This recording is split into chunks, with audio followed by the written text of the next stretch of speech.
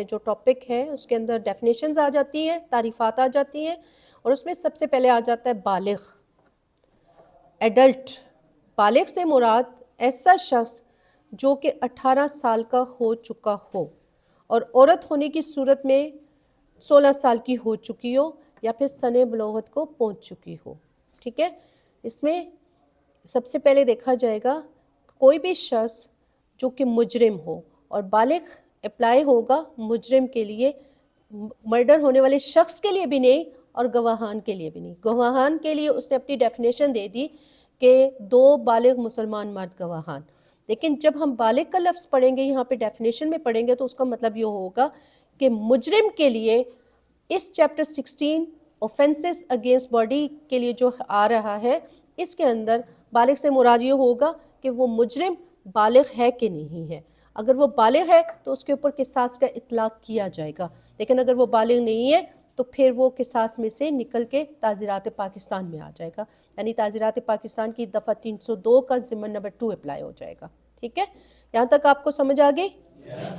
Second میں جاتے ہیں، قصاص۔ قصاص کے لیے جان کے بدلے جان، آنکھ کے بدلے آنکھ، ناک کے بدلے ناک، دانت کے بدلے دانت، کان کے بدلے کان۔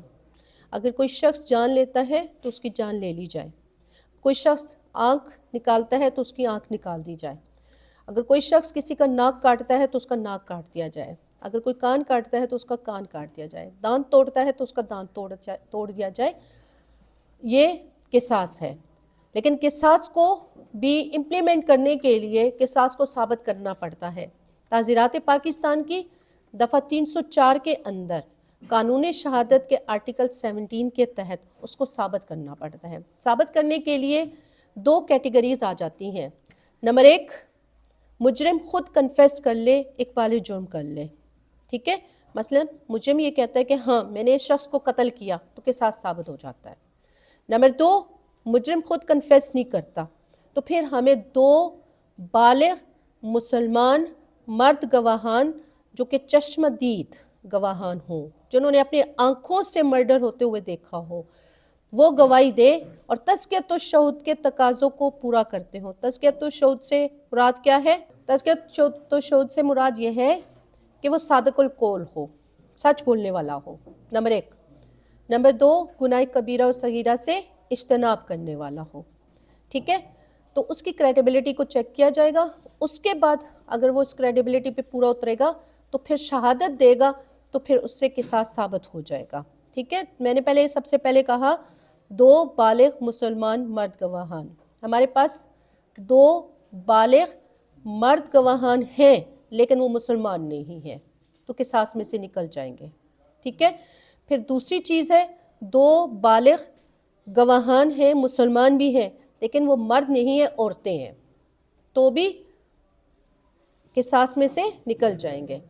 تیسری صورت ہے ہمارے پاس 2 مسلمان مرد گواہان ہیں لیکن وہ بچے ہیں، بالغ نہیں ہیں، تو بھی وہ قصاص میں سے نکل جائیں گے۔ تیسری صورت ہے ہمارے پاس 2 بالغ مسلمان مرد گواہان ہیں لیکن وہ تزکیۃ الشہود کے تقاضے پورے نہیں کر رہے، تو بھی وہ قصاص میں سے نکل جائے گا، ٹھیک ہے۔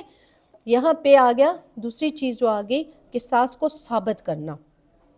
قصاص ثابت نہیں ہوا تو ہم قصاص میں سے نکل کے تعزیرات پاکستان میں چلے جائیں گے۔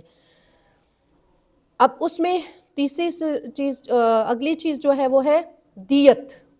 دیت خون بہا کو کہا جاتا ہے، اس کے لیے کہ قتل میں قصاص ہے، سورۃ بقرہ میں آتا ہے قتل میں قصاص ہے، اور پھر کوئی شخص یعنی ولی اپنا حق کے قصاص چھوڑ دے تو اس کو خون بہا ادا کر دو، اگر سمجھو جس میں تمہارے لیے فلاح ہے، بہتری ہے۔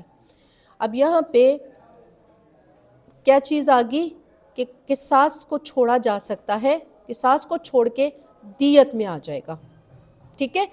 دیت ایک قسم کا مالی معاوضہ ہے جو مقتول کے وارثان کو ادا کیا جاتا ہے۔ دفعہ 323 تعزیرات پاکستان کے تحت